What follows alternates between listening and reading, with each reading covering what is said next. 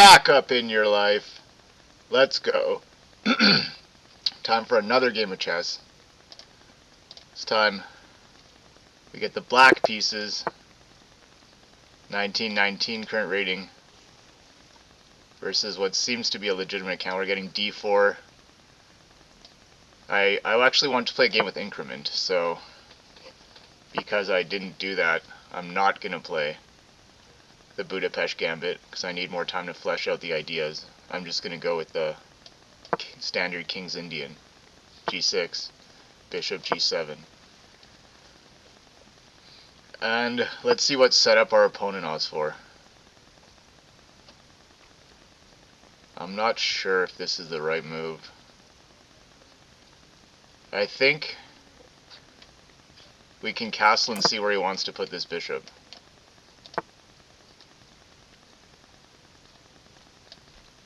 Okay, now we'll go with the standard setup.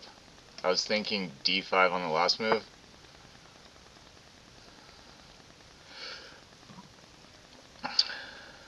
Do I go d5 now? Or...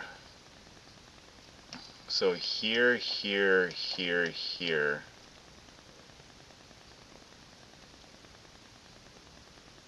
And then we go here to open up the knight, or the bishop scope on the knight. Yeah, let's play something fun.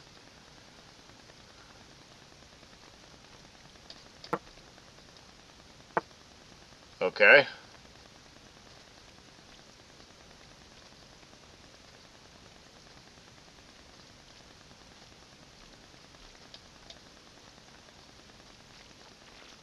Now I think I want to go for an immediate f5, or do I want to develop the knight first, or I'll push the a pawn, just to see what white wants to do with his king.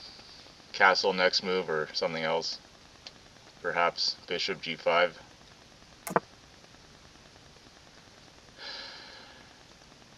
Now I think we can, start prosecuting our kingside initiative, as is typical in many King's Indian setups with black.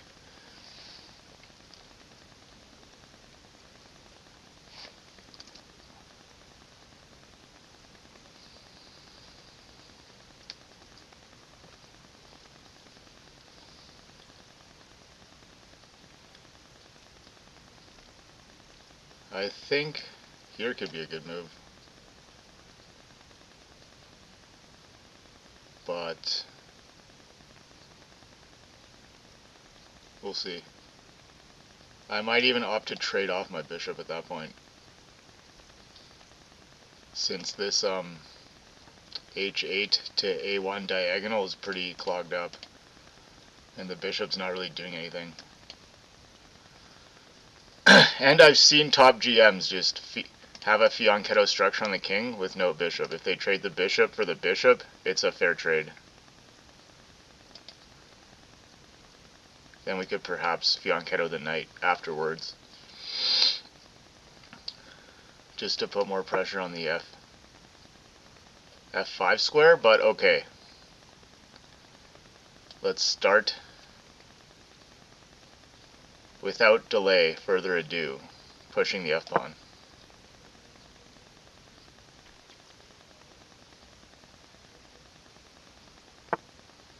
Yeah, I was kind of expecting that, so now we can go here. Perfect.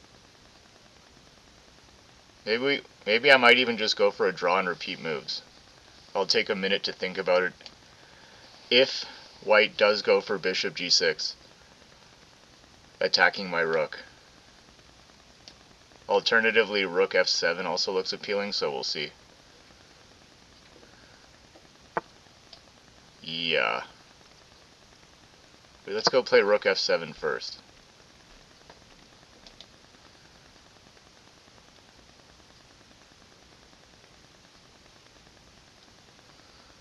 And I really like this position for white. There's a lot of potential. Or I should say for me, for black. Okay, so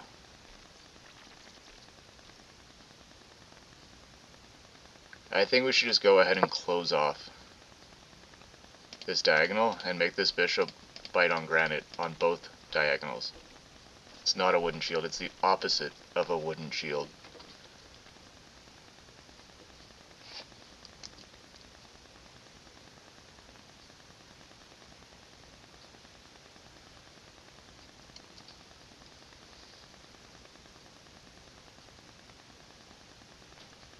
You can think about starting to push this pawn.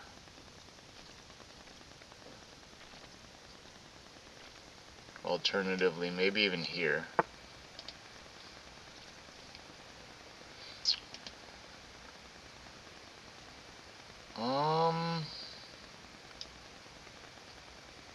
Could sacrifice the rook.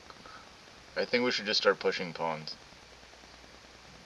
No, this looks good.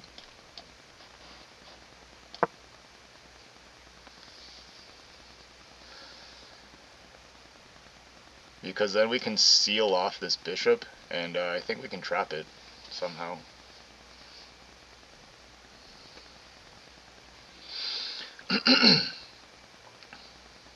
Yeah, if we can get our knight here, pawn here, that bishop's trapped. A bit of a three-stage maneuver. Okay. Get the pawn here.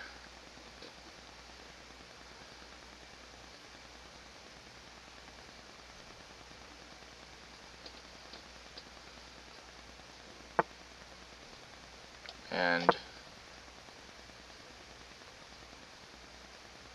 we're going to get the rook here. Okay, that's very good because it closes off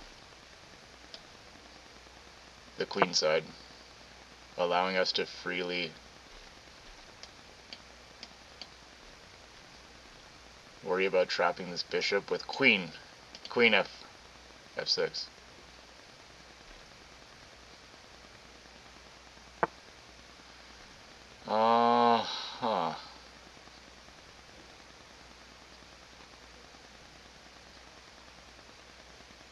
Let's go here then. I think I got a bit too cavalier.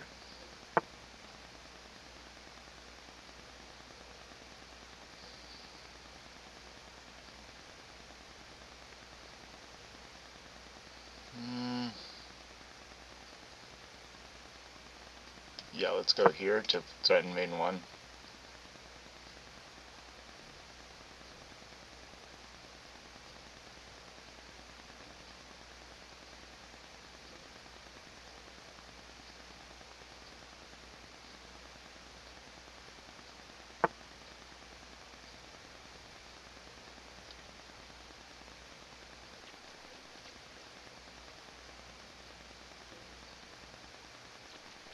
Think here next.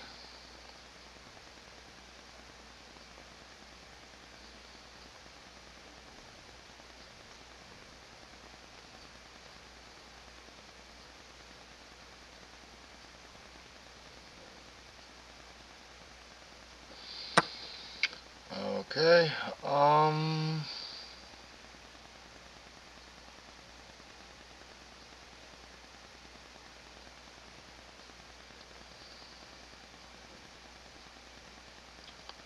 escape the pin.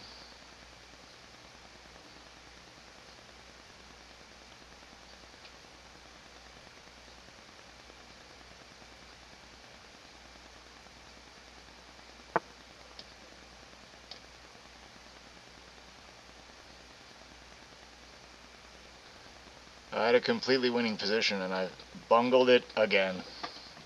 I think I can defend this, but let's see.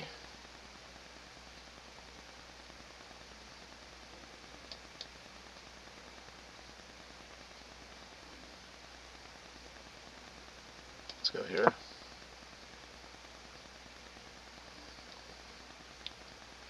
Oh yeah, this move looks really good. Or here also. Let's go perhaps. I'll take with the queen.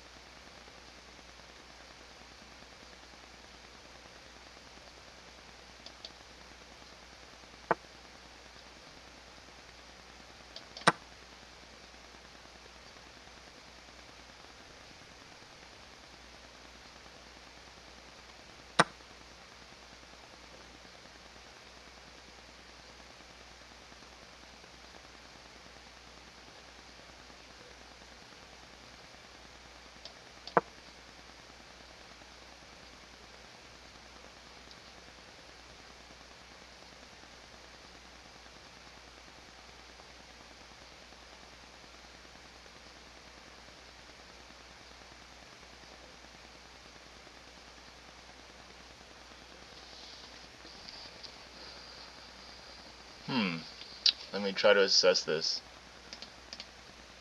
This pawn is putting a lot of uncomfortable pressure on my position.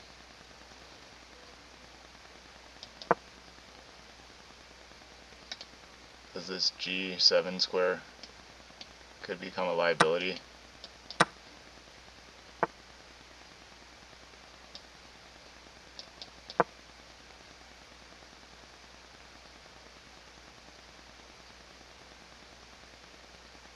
This queen is undefended.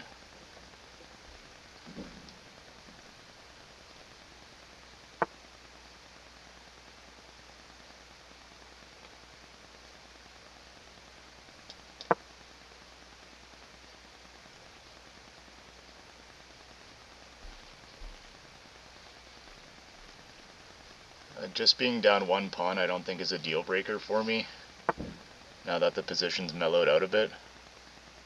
Let's go here, put pressure on this pawn.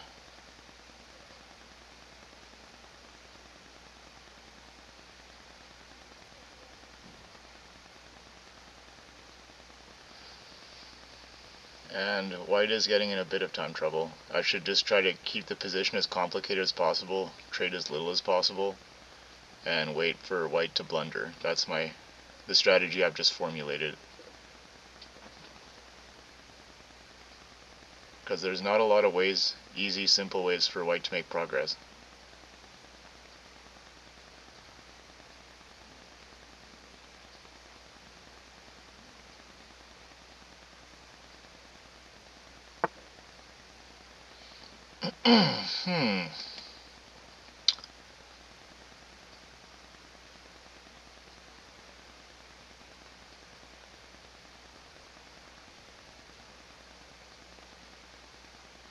How do I complicate this position?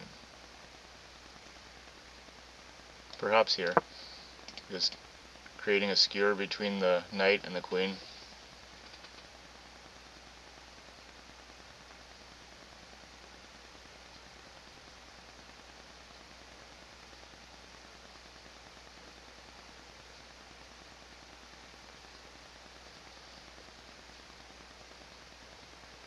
It's just giving white problems to solve every single move. Okay, let's go here. Now this pawn is under threat.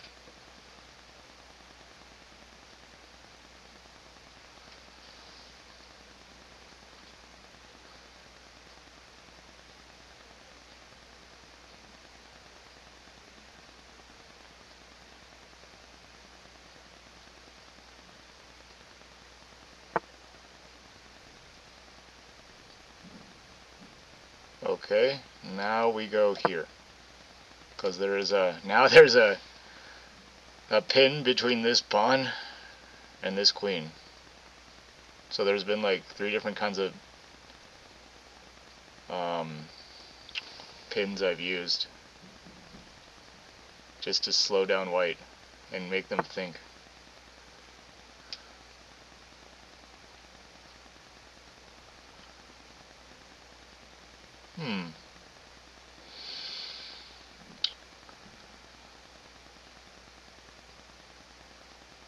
Okay, now we'll try to fork the rook and the knight. So I think this move is forced.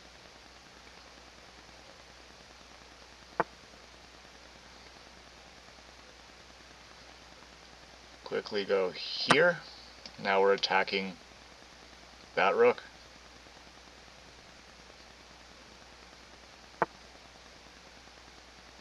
And white misses it. And now we're cooking. And we get the resignation. Woohoo! Patience is a virtue. I don't think my accuracy was particularly good, but look at that sweet baby there. Mate in 22. Played like a 1900, roughly what I would expect the engine to evaluate my rating as, because that is what my ELO is.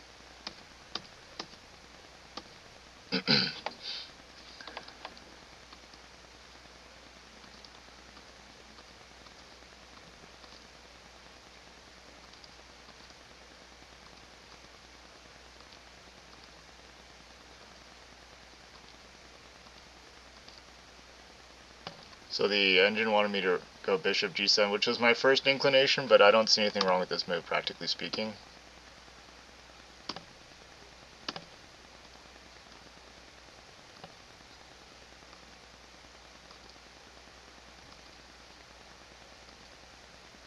Yeah, so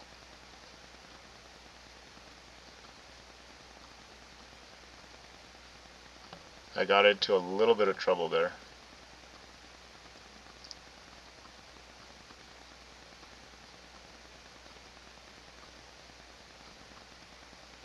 But just being down one pawn, it's not even a full 1-point advantage for white, so the position is relatively balanced.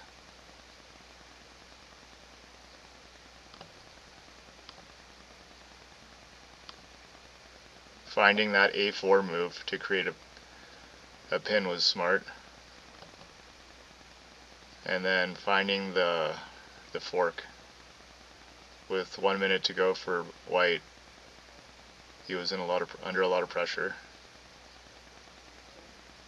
That move fully blunders a pawn and allows my queen amazing activity. And then white misses that his rook's hanging because he hasn't touched the rook in like 30 moves. So we're able to put pressure on him to win a nice war of attrition.